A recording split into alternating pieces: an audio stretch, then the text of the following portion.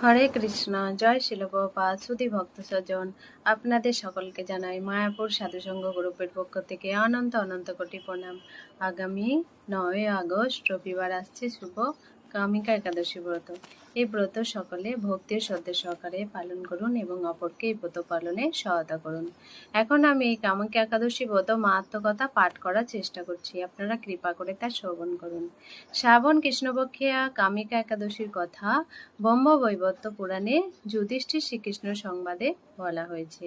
যুধিষ্ঠির মহারাজ শ্রীকৃষ্ণকে বললেন, হে গোবিন্দ, হে বাসুদেব, শ্রাবণ মাসের কৃষ্ণপক্ষের একাদশীর নাম এবং মাহাত্ম্য সবিস্তারে আমার কাছে বর্ণনা করুন, তা শুনতে আমি অত্যন্ত কৌতূহলী।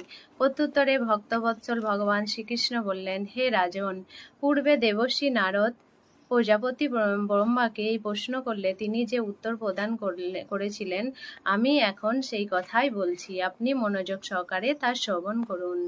এরকম এক সময় ব্রহ্মার কাছে ভক্তশ্রেষ্ঠ নারদ জিজ্ঞাসা করলেন, হে ভগবান, শ্রাবণ মাসের কৃষ্ণপক্ষে একাদশীর নাম কি?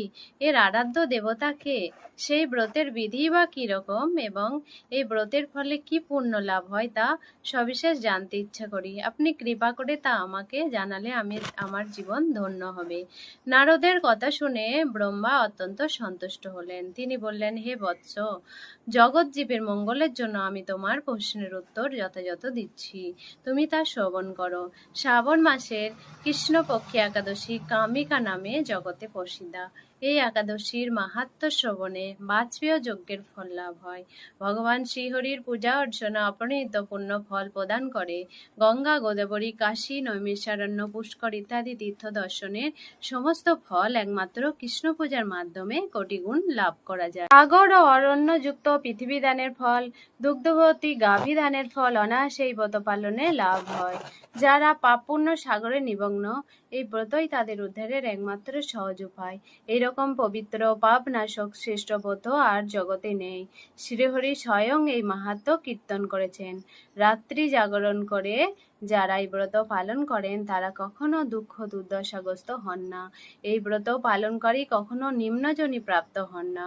কেশবপ্রিয়া তুলসী পত্রে যিনি শ্রীহরির পূজা করেন, পদ্মপাতায় জলের মতো তিনি পাপে নির্লিপ্ত থাকেন। তুলসী পত্র দিয়ে বিষ্ণু পূজায় ভগবান যেমন সন্তুষ্ট হন, মণি মুক্তাদি মূল্যবান রত্ন মাধ্যমেও তেমন প্রীত হন না। যিনি কেশবকে তুলসী মঞ্জুরি দিয়ে পূজা করেন, তার জন্মার্জিত সমস্ত পাপ ক্ষয় হয়ে যায়। এই প্রসঙ্গে ব্রহ্মা বলেন, হে নারদ, যিনি তুলসীকে প্রত্যহ দর্শন করেন তার সকল পাপরাশি বিদূরিত হয়ে যায়। যিনি তাকে স্পর্শ করেন তার পাপমলিন দেহ পবিত্র হয়। তাকে প্রণাম করলে সমস্ত রোগ দূর হয়ে যায়। তাকে জল সিঞ্চন করলেও যমও তার কাছে আসতে ভয় পান। শ্রীহরি চরণে তুলসী অর্পিত হলে ভগবত ভক্তি লাভ হয়। তাই হে কৃষ্ণ ভক্তি প্রদায়িনী, তোমায় প্রণাম করি। যে ব্যক্তি হরিবাসরে ভগবানের সামনে দীপদান করেন, চিত্রগুপ্তও তার পুণ্যের সংখ্যা হিসাব করতে পারেন না। তার পিতৃপুরুষেরাও পরম তৃপ্তি লাভ করেন। হে রাজন, আমি আপনার কাছে সর্বপাপ ও হারিণী কামিকা একাদশীর মাহাত্ম্য বর্ণনা করলাম।